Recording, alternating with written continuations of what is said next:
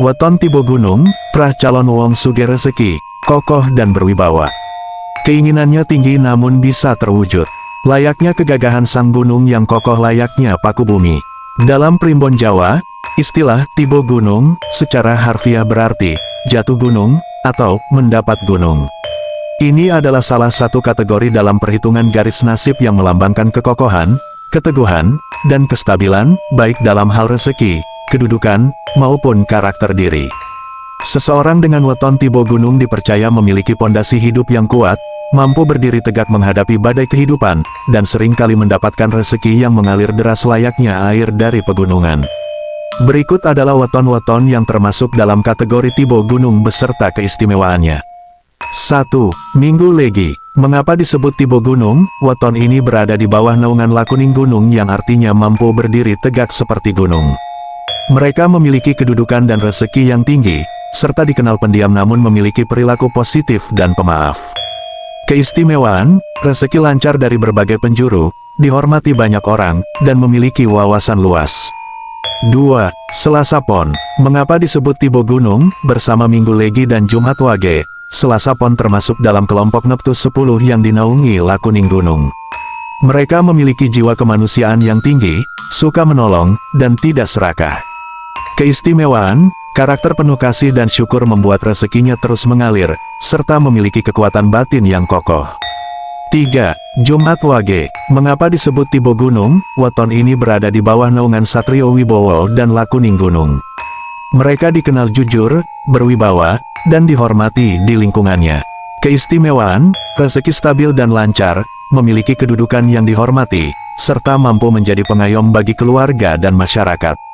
4. Sabtu Pahing. Mengapa disebut tibo gunung? Meski lebih dikenal sebagai tibo ratu atau tibo gedong, Sabtu Pahing dengan neptu tertinggi ini juga memiliki energi gunung yang kokoh. Mereka berada di bawah naungan lakuning geni, macan ketawan, dan sumur sinaba. Keistimewaan, karakter kuat, semangat tinggi, jiwa kepemimpinan, dan rezeki yang tak pernah surut bagaikan sumur uang. 5. Rabu Kliwon. Mengapa disebut tibo gunung? Weton ini memiliki kekuatan spiritual dan material yang luar biasa. Mereka berkarisma, berwibawa, berjiwa kepemimpinan, dan disiplin seperti lakuning srengenge, layaknya matahari yang tegak di langit. Keistimewaan, kekuatan spiritual melindungi dan menarik rezeki. Teguh pendirian dan disegani banyak orang. 6. Kamis Legi. Mengapa disebut tibo gunung? Weton ini dikenal memiliki karisma kepemimpinan, cakap dalam membimbing, dan memberikan teladan bagi orang lain.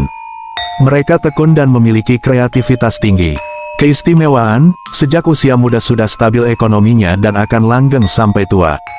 Pendiriannya kokoh seperti gunung. 7. Minggu Kliwon.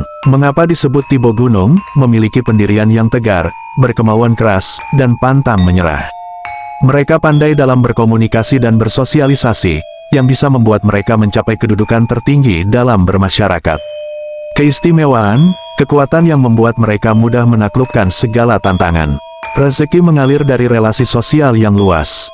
8. Senin Pahing. Mengapa disebut tibo gunung? Dikaruniai kecerdasan di atas rata-rata, bercita-cita tinggi, berperilaku jujur, dan memiliki daya juang tinggi dalam memperoleh rezeki.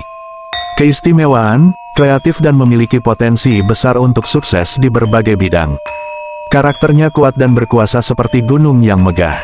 Filosofi di baliknya, konsep tibo gunung dalam primbon Jawa mengajarkan bahwa seseorang yang memiliki garis nasib ini diibaratkan sebagai gunung yang kokoh menjulang, tidak mudah goyah oleh terpaan angin maupun badai.